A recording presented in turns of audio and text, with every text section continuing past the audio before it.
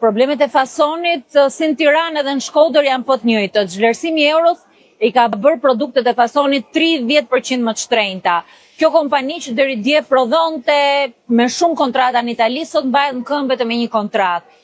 Vështirësi që lidhen si me taksat e larta, me pagën minimale, me taksat e larta në dogan, me inputet doganore dhe krahasuar me vendet e rajonit, këto janë një kosto shtesë prej 30%.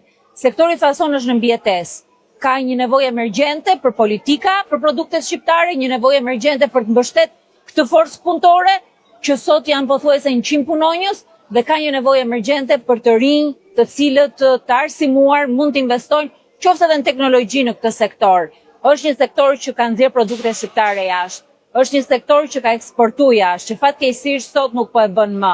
Produktet shqiptare janë emergjencë dhe arsyeja kryesore është informaliteti i ekonomisë, është pastrimi i parave që fatkeqësisht ka ndikuar edhe ke këto zonja që punojnë nga mëngjesi në darkë.